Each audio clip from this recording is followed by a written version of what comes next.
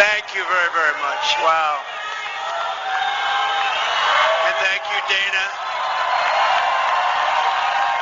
Thank you, Kid Rock, sometimes referred to as Bob.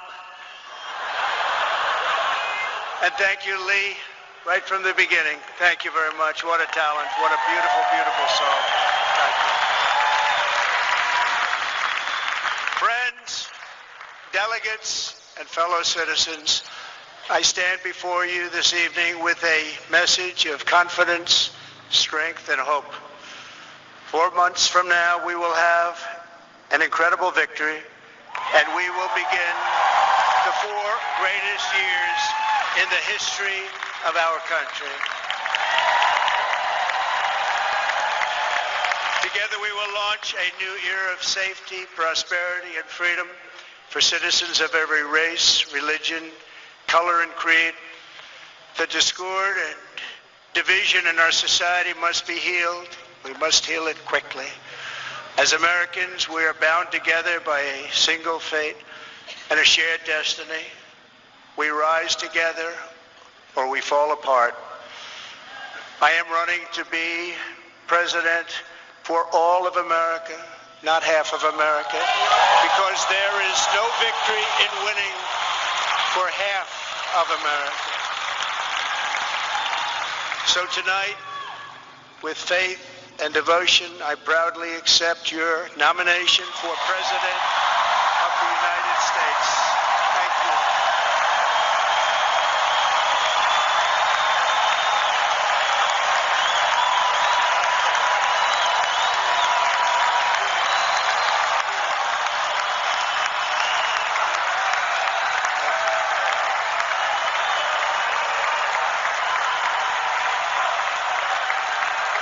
Thank you very much.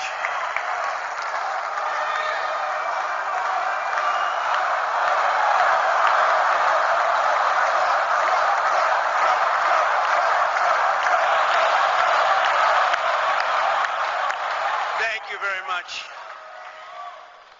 And we will do it right. We're going to do it right. Let me begin this evening by expressing my gratitude to the American people for your outpouring of love and support following the assassination attempt at my rally on Saturday.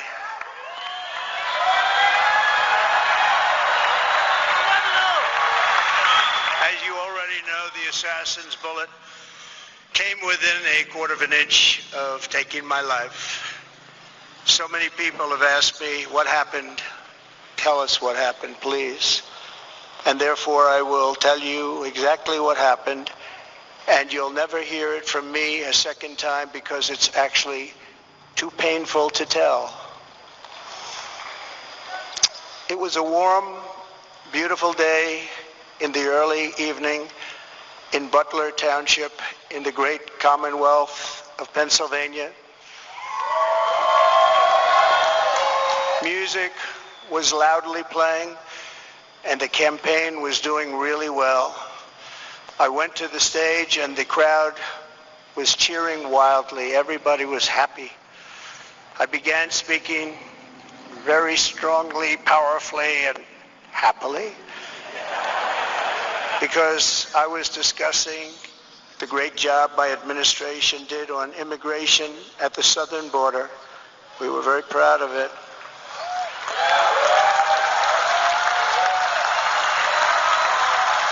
Behind me and to the right was a large screen that was displaying a chart of border crossings under my leadership. The numbers were absolutely amazing. In order to see the chart, I started to, like this, turn to my right and was ready to begin a little bit further turn, which I'm very lucky I didn't do, when I heard a loud whizzing sound and felt something hit me really, really hard on my right ear. I said to myself, wow, what was that? It can only be a bullet. and moved my right hand to my ear, brought it down. My hand was covered with blood, just absolutely blood all over the place. I immediately knew it was very serious, that we were under attack, and in one movement proceeded to drop to the ground. Bullets were continuing to fly as very brave Secret Service agents rushed to the stage, and they really did. They rushed to the stage.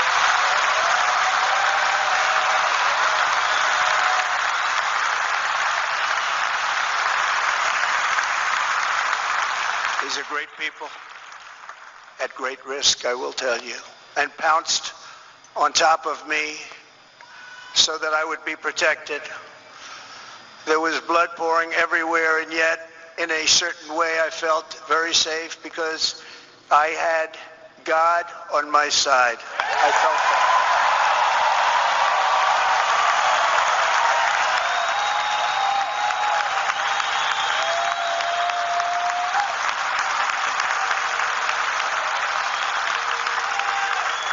The amazing thing is that prior to the shot, if I had not moved my head at that very last instant, the assassin's bullet would have perfectly hit its mark, and I would not be here tonight. We would not be together.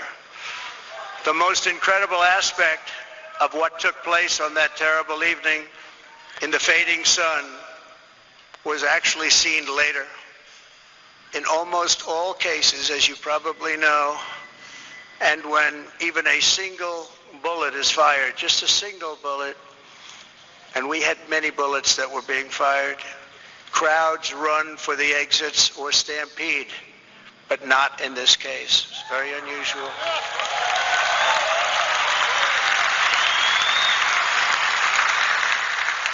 This massive crowd of tens of thousands of people stood by and didn't move an inch. In fact, many of them bravely but automatically stood up looking for where the sniper would be. They knew immediately it was a sniper, and then began pointing at him. You can see that if you look at the group behind me. That was just a small group compared to what was in front. Nobody ran, and by not stampeding, many lives were saved. But that isn't the reason that they didn't move. The reason is that they knew I was in very serious trouble. They saw it. They saw me go down. They saw the blood and thought, actually most did, that I was dead. They knew it was a shot to the head. They saw the blood. And there's an interesting statistic. The ears are the bloodiest part. If something happens with the ears, they bleed more than any other part of the body. For whatever reason, the doctors told me that. I said, why is there so much blood? He said, it's the ears. They bleed more. So we learned something, but they just, this beautiful crowd, they didn't want to leave me. They knew I was in trouble. They didn't want to leave me. And you can see that love written all over their faces. Incredible people. They're incredible people. Bullets were flying over us, yet I felt serene. But now the Secret Service agents were putting themselves in peril. They were in very dangerous territory. Bullets were flying right over them, missing them by a very small amount of inches. And then it all stopped. Our Secret Service sniper, from a much greater distance and with only one bullet used, took the assassin's life, took him out.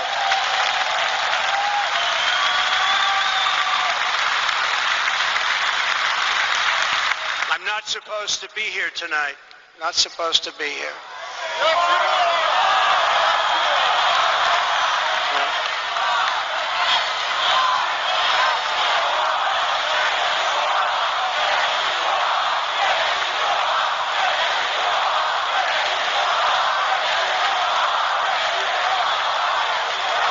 Thank you.